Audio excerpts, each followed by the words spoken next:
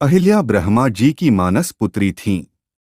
सृष्टि के निर्माता ब्रह्मा जी ने एक स्त्री का निर्माण किया जिन्हें वे अहिल्या के नाम से पुकारते थे। अहिल्या अत्यंत रूपवान थी तथा उन्हें यह वरदान प्राप्त था कि उनका यौवन सदा बना रहेगा। उनकी सुंदरता के सामने स्वर्ग लोक की अप्सराएं भी फीकी नजर आती थीं। अहिल्या की सुंदरता के कारण सभी देवता उन्हें पाने की इच्छा रखते थे।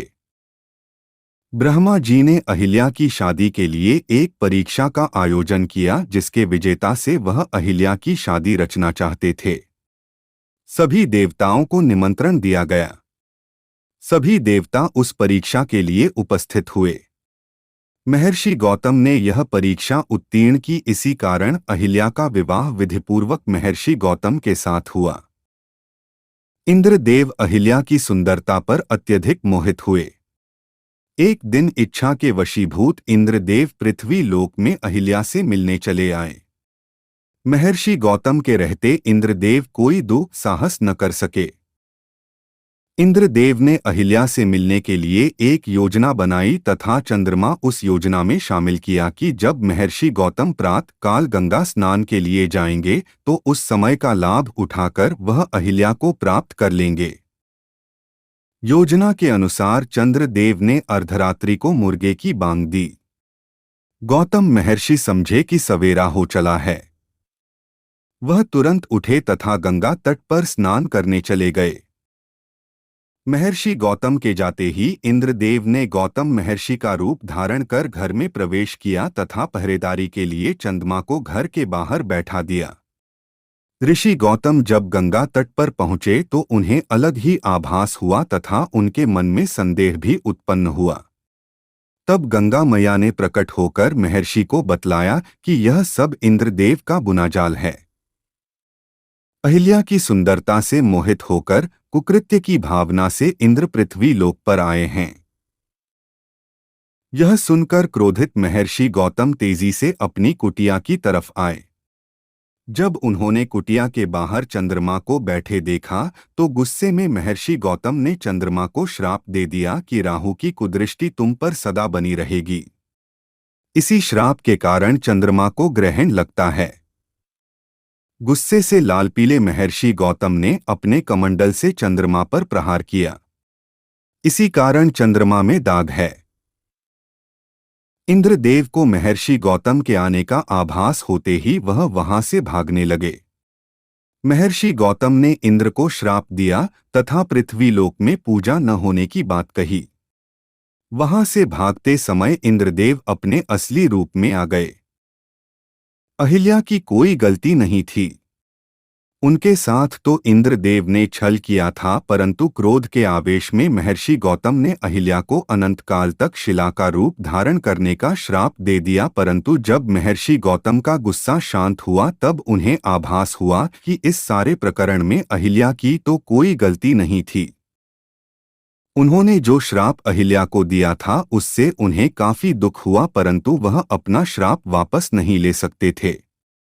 तब उन्होंने अहिल्या की शिला से कहा, जब तुम्हारी शिला पर किसी दिव्य आत्मा के चरणों की धूल स्पर्श करेगी तब तुम अपने असली रूप में आ जाओगी। इतना कह महर्षि गौतम वहां से चले गए। युग बीत जाने पर महर्षि विश्वामित्र राक्षसी ताड़का वध के लिए अयोध्या से प्रभु श्री राम एवं उनके भाई लक्ष्मण को अपने साथ लेकर आए। ताड़का वध के बाद भगवान श्री राम की वन में एक तरफ वीरान पड़ी कुटिया पर पड़ी तो वह वहां गए तथा अपने गुरु महर्षि विश्वामित्र से पूछा, गुरुवर, यह अत्यंत सुंदर कुटिया किसकी है जहां इतनी वीरानी है? प्रतीत होता है कि युगों से यहाँ कोई आया गया नहीं है। कोई पशु पक्षी भी इस सुंदर कुटिया में नजर नहीं आ रहा। आखिर इसका क्या कारण है? इस रहस्य को बताइए। तब महर्षि विश्वामित्र ने कहा, है प्रभु, यह कुटिया वर्षों से आपके आने का इंतजार कर रही हैं। इस कुटिया में आप जो शिला देख रहे हैं यह आपके चरणों की धूल का युगों से इंतजार कर रही है। भगवान श्री राम ने महर्षि विश्वामित्र से पूछा, आखिर इतने वर्षों से यह शिला क्यों मेरी चरण रज का इंतजार कर रही है? इतना सुनकर महर्षि विश्वामित्र ने भगवान श्री राम एवं लक्ष्मण जी को अहिल्या की पूरी कथा सुनाई। पूरी कथा सुनने के बाद भगवान श्री राम ने अपने चरणों से उस शिला का स्पर्श किया।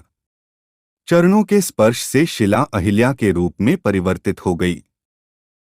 उस अवसर पर भगवान श्री राम ने अहिल्या से कहा कि इस सारे प्रकरण में आपका कोई दोष नहीं। अब गौतम महर्षि भी आपसे क्रोधित नहीं हैं। अहिल्या के वास्तविक रूप में आते ही वीरान कुटिया में फिर से बहार आ गई। पक्षी चहचहाने लगे। इस प्रकार भगवान श्री राम ने देवी अहिल्या का उद्धार किया। सभी योगी जन इसी राम नाम का जाप करते हुए परम सत्य को पाने के लिए प्रयासरत रहते हैं। राम नाम रहस्यपूर्ण व गूढ़ होने पर भी मधुर, मनमोहक व कल्याणकारी है। आज के कलयुग समय में इंद्र जैसे अनेक हैं, लेकिन प्रभु राम जैसा कोई नहीं है। ना ही प्रशासन एक नारी के चरित्र की रक्षा कर सकता है और ना ही न्याय प्रणाली। फिर कैसे भारत भूमि को न्याय प्रिय समझा जाए, जहां न्याय का स्वरूप बदलता नहीं और अन्याय अपने पैर पसारे जा रहा है। भारत के पुराणों में नारी का स्थान देवी तुल्य है और आज के समय में इसे पैरों की धूल की तरह रौंदा जा रहा है। क्या आज का भारत इतना कमजोर है कि नारी की अस्मिता की रक्षा के लिए कोई कठोर दंड तक नहीं तय कर पा रहा है? यह विषय इतना भयावह रूप ले चुका है कि एक नारी अपने ही देश में अपमानित और असुरक्षित महसूस करती है। अपने हौसलों की उड़ान में वो अपनों को ही बाधा के रूप में देखती हैं। जिस देश की नारी की स्थिति ऐसी है, वो देश कैसे एक विकसित देश बनने की सोच सकता है, जबकि उस देश की न्याय प्रणाली उस देश की सबसे छोटी इकाई समाज के दो स्तंभ पुरुष एवं नारी में से नारी की नींव को खोखला कर है।